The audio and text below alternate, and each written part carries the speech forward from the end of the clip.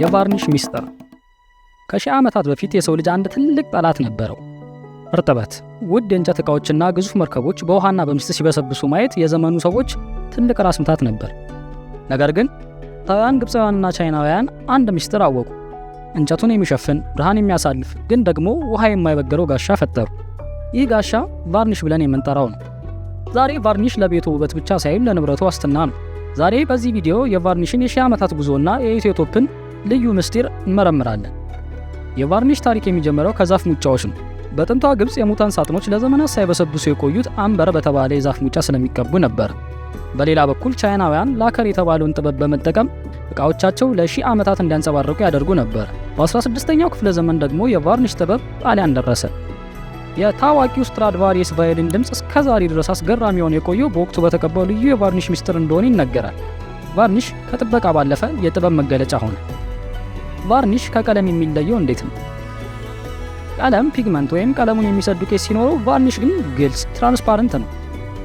ዋና ስራው በንጥረ ነገሮች መካከል ፊልም ወይም ቀጭን ጠንካራ ሽፋን መፍጠር ነው።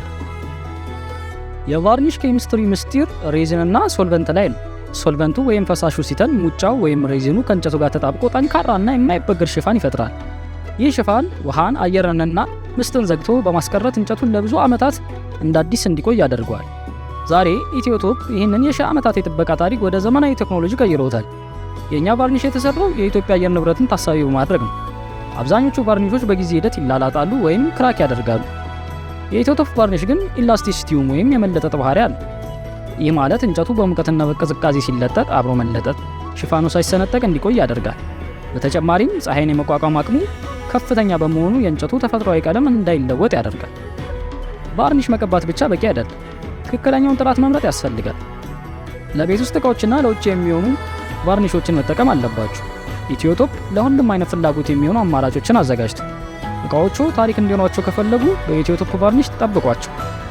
ጥበቃና ውበትን በአንድ ላይ እናቀርባለን። ስለተከታተላችሁ እናመሰግናለን። ለተጨማሪ ትምህርታዊ ቪዲዮዎች የኢትዮቶፕ ዩቲዩብ ቻናልን ሰብስክራይብ ማድረግ አይርሱ። ኢትዮቶፕ፣ የማይበገር ጥንካሬ፣ የማይደፈር ውበት።